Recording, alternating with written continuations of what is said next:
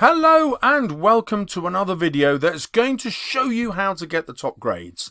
Today we're focusing on the AQA 2019 paper 1, so the one that students did in June, and there are actually 30 things, maybe more, that I'm going to teach you really quickly that this exam paper shows us is going to be vital to your revision. So let's start up with the extract that you're going to read. And it will almost definitely contain something about the weather in it. Now, the reason for that is examiners know that that's what students will probably write about in the description question. And believe it or not, the examiners are on your side, so they want to give you something easy to get your teeth into. The other great news about that is when a writer uses the weather, it's very frequent that they're going to use pathetic fallacy. So this is a method, a language technique that you will definitely be able to use when you write about the language techniques in question 2, your impressions about the characters in question 4, and you will also be able to talk about it when you talk about the structure, as long as you say why the pathetic fallacy is introduced at this particular point. Yeah, you have to make it a structural point. But there you go, something that's almost bound to come up every year. Next, as I've always predicted, the text will involve some aspect of the patriarchal society. That's great news because you will always be able to talk about the imbalance of power between characters. There'll always be a male and female character, I suspect, and there'll always be an imbalance of power between them. And that's been the case all the way through. Again, you can write about the patriarchal society when you're looking at language in paper 2, question 2. So what is it about the character that shows she has more or less power than somebody else? In question 4, you'll be able to use that to justify whatever opinion is in that question. And finally, for question 3, you will be able to talk about the contrast, because contrast is a structural feature as well, the contrast between the female character and others in the extract. So there you go, the patriarchal society, vocabulary that you're bound to be able to use, and if not society, then definitely patriarchal, and easy way to get into the top grades. This, by the way, is a powerful woman, the opposite of the patriarchal society. Now, every year I recommend to students that they do the paper in reverse order. Now, that's just not because I fancy that. I think it's a good idea. I have transformed the results in schools by getting them to do this, and I always double check with the examiner's report to see if my reasoning is still sound. Well, it's even more sound than normal because question 1, which is 4 marks, doesn't challenge anybody really. So the average mark across the country is 3.9 marks. So virtually everyone gets that 100%. Therefore you can afford to leave it till last. Now there are problems with doing the questions in the right order. So the examiners say, look, this is the problem. Question 2 is a language question. Most students do that quite well. But many students incorrectly continue to look at language features for question 3. And you'll remember question 3 is about the structure of the text. Now, that's because you're in the groove. You've been writing about language quotations probably for the whole of your secondary life. And suddenly you're being asked to write about structure in question 3. It's not surprising that so many students forget. Okay, well, what's the solution to that? Well, if you do the paper backwards, when you get to question 3 and it says write about the structure, you're not in that groove of writing about language in the same way. So you're much more likely to answer the question. You'll write about structure. Now, obviously, the other reason that I recommend doing the questions in the opposite order is 50% of the exam is in question 5 and about 25% of the exam is in question 4. So you've already bagged most of the exam if you do it in reverse order. Question 5 first, question 4 next, then 3, then 2, then 1. Now there are 10 words which you can memorise for question 2, and if you use all these words, you're guaranteed to get a top grade. Here they come. You will always get a piece of descriptive writing that has at least 2 of these in it. Simile, a metaphor, personification and alliteration. And my prediction is most of the text will have all 4. Now, if you can write about the effect of any of these, you're getting the marks. The other thing that the examiners like you to do is when you're zooming in on words, they want you to name whether it's an adjective, an adverb or a verb. They're not really so fussed about nouns because the choice of nouns is rarely significant. But the particular verb that the writer uses, or the way that that verb is performed with the adverb, or a description of a thing with an adjective, is likely to be done on purpose to create an effect, so you will be able to get marks. Now, I want you to learn this phrase. It comes up again and again in the examiner's reports. The effect of this is. So you've found the simile. No marks so far, apart from your terminology marks. But the effect of this is that the writer feels sympathetic towards blah, blah, blah. Or the writer worries that blah, blah, blah is going to be in danger. Whatever it is, you get the marks. Now, another useful word that's in the examiner's report is one that tells the examiner you're evaluating, and that is at the top of the mark scheme when you evaluate. So if you say perhaps, it's an interesting way of saying to the examiner, well, this could be my interpretation. And just that little trick suggests that you're evaluating. You know that other interpretations are available. Okay, the description will always include a sentence with a list. This has happened every single year. And I always train my students to write about that sentence with a list because you know that's money in the bank. You know that that list is coming up. Now, there are only so many reasons that a writer will use a list. They're always to emphasize something, and it doesn't take a genius to spot what the writer is emphasizing with this particular list. So again, you will go, the effect of this is, and explain what it makes the reader think. Money in the bank, marks in the bank. There was a bonus mark this year for writing about the effect of a motif. Now, I'm really thrilled about that because using a motif is something that I teach, and I'll put a link to the videos up here in my method for the description question and for the narrative question. So when you do question 5, I'm asking you to think in motifs anyway.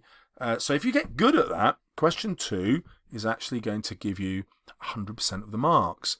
If, as this year, there's a motif in it. And a motif, for those of you who don't know, is a recurring image. Right, there are 4 things beginning with C that I want you to remember for question 3. I hope you like the natty rhyme. Number 1, as I always tell you, the examiners want you to remember that the text is a construct. So it's not just the characters who are constructed, but the order of events. The order of events is the structure, and that is a construct. The writer has done it deliberately. As I also predict in my videos, every single description you ever come across will involve contrast, and the examiners want you to write about the contrast. Why is it there? What does it make us think? The other thing that the examiners are really interested in is this idea of a change of focus. And the change of focus is a cinematic term. So they want you to see each paragraph, if you like, as a movement of the camera. It's like it's being filmed by a different camera. Imagine the scene being edited. So one paragraph is shot from the camera at this point, and the other scene is shot from the camera at this point. And basically what the examiner wants to know is, why does the writer change that perspective when they change that paragraph? And this is really easy to do because you can easily see where one paragraph ends and one begins. It's really easy to see the change in focus. Now remember that you've got to explain why that change of focus is there, and that means explaining what it makes us think. Right, there is a word of warning. So the examiners have found a lot of teachers are teaching a method for this question, and the method that they don't like is this. They tell the students to just pick something to write about at the beginning, then talk about how it's changed in the middle, and then talk about how the focus has changed at the end. So yes, that results in you writing about changes in focus, but often you end up writing something random about why the change of focus is there, and you miss the main changes of focus which might not occur in the middle. There might be several at the beginning or several at the end. And similarly, writing about only 3 focuses might not be enough. Now again, I'm super excited, and I will have linked this video by now, I hope. My 6 camera method to teach you how to write a narrative or write a description for question 5 is exactly that. It's a 6 camera method. It asks you to think of each paragraph as viewed from a different character, like different camera, placed in a different part of the scene. And so by getting great at question 5 using my videos, you will also get great at question 3, which I think is super cool. Okay, for question 4, as you know, you get an invented opinion about the characters. And most teachers that I speak to probably train their students just to agree with that statement. Now, the examiner's report says you can just agree with the statement, but the best candidates mostly agree with the statement. They don't agree with it all the way. And they offer some phrases that you might use. So I agree with blah, blah, blah, blah, whatever the statement is, except when. And then you find an exception. Although it is true that, and then you agree with the statement, at the end it is also possible that, blah, blah, blah, and you argue a slight difference. Now, not every student can do that, because if what comes after the except when isn't convincing, then it just looks like you don't know what you're talking about. And similarly, if you say, and it's also possible that, and then you come up with something that isn't possible, well, you're not going to get the marks. So this technique is for students who are already getting grade 6, really. If you're not quite getting grade 6, have a look at it. If you're getting grade 4, this is a bit more high risk. You've got to make sure that you understand the text that you're reading. Teachers have also started to give their students ways to smash this question, and they're giving them a formula. Okay, so lots of teachers are saying, just do this. Whatever the question is, just do this. So use this phrase. The writer uses the following word, or the writer uses the following phrase, or personification, metaphor, simile, alliteration, and then you carry on once you've quoted that. This method shows that, or this method suggests that, or implies that. Now, although that makes it very boring for the examiner to read, they've said it's absolutely fine to do that, because this method forces students to answer the question and get the grades. And although I don't like this exam, to be fair to the examiners, they are trying to get you the best grade possible. So use that method. It will never, ever let you down. Now, the other method that the examiners point to is how to force yourself to make sure that you're evaluating and getting the top marks at the top of the band. And it's quite easy, actually. If you make sure you use these 3 words, although, and however, and but, you will always be looking at more than one interpretation, and you will always be evaluating. And if we go back to I agree with except then, you can see how although or however or but will fit that just as it will fit this one. So these are top tips. You don't have to use all of them, but if you use 1 or 2 of these, you will definitely be evaluating and you'll definitely get really good marks. Okay, here are 5 facts for the description question, which is still the most popular. It's more popular than the story. So, students spend too long, according to the examiners, on questions 1 to 4. Not all students, but lots of them. And this is another reason why doing question 5 first will work. When you're fresh, you will easily do your 45 minutes descriptive question and then have time for the rest of the exam. You won't have run out of energy. And if you're running out of energy for question 1 by the time you get there, it's only 4 marks and everybody gets 100%, so you'll do that super quickly. Good news is the examiners are noticing a drop off in the number of sides that students are writing, and they say that only 3 or 4 can give you the very top grades. I've put only in there because you'll go, only, that's loads, but remember the line spaces on the exam paper are greater than you'll find on a sheet of A4. So it's not an enormous amount of writing. However, be aware that if you can't write 3 to 4 sides, it's highly unlikely you'll get the top grades. So you do need to practice writing stamina. Right, I love this one. Students who stick to the picture write boring descriptions. Now, in some schools, teachers have come up with methods that will still make the picture work, okay? And my videos, I do show you in some of my videos how to do that. But remember, you don't have to write about the picture at all. You only have to write about something suggested in the picture. And the examiners would like students to write more originally, and they use this word springboard, using the photograph just as a springboard to their own creative ideas. So don't feel that you've got to stick to what's in the picture. All you have to do is answer the question, and the picture just gives you inspiration.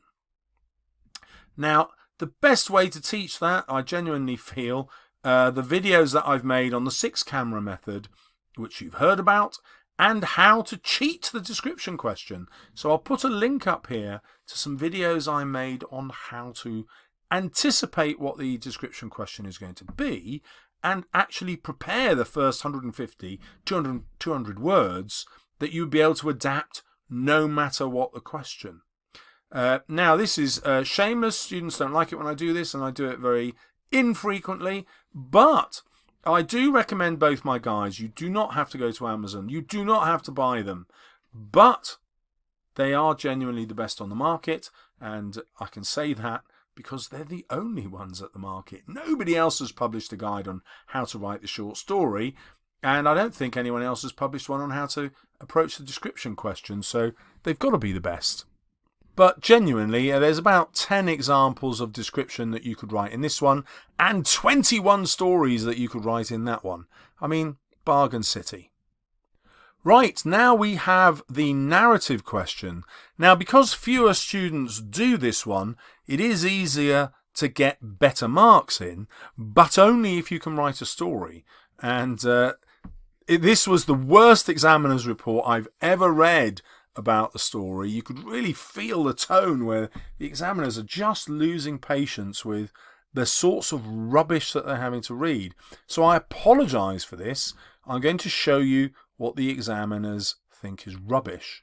So first, a load of students, and in my experience it's at least 50%, they always end up killing things, and they introduce loads of blood and gore, and the examiners will just give you a low mark on principle. It's boring writing, it's a cliche, and if every other story, 50% of them has got that in, then you don't have to write a brilliant story to get a good mark. You just have to make sure you're not killing anyone and there's no blood.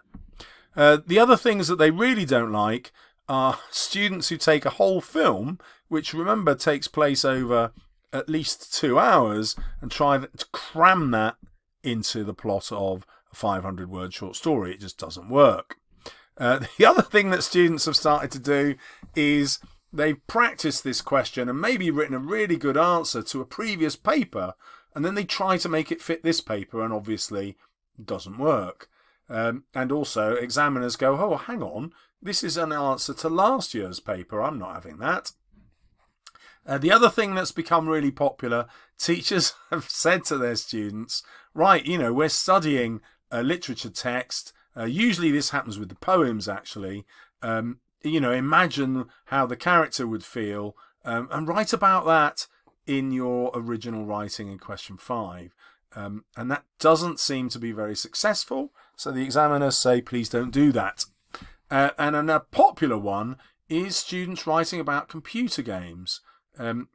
So I feel partly responsible for this because in my guide I show you how to write a grade 9 one about a computer game and a grade 9 one too, actually, using film plots. But the crucial difference is I just use the trailer for the film or the opening 2 minutes, and the computer game one has a brilliant twist in it because you don't find out it's a computer game until the very last sentence. And here's my shameless plug again. Honestly, my guides are the best in the world. You don't have to look at them, you don't have to believe me. That's fine. Because Amazon lets you read all my guides for free for 30 days for nothing, and then you can cancel your membership before the $7.99 charge comes in. So there you go, you got 30 days with my guides for free. See if they're any good. And if you use the link at the bottom of my video to do this, then Amazon gives me a little bit of money. But if you don't use the link, then I don't get anything. Enjoy. So this is my 15-year-old dog, Bob. I don't really like walking him that much, but I do amuse myself looking at this awesome graffiti wall near my house.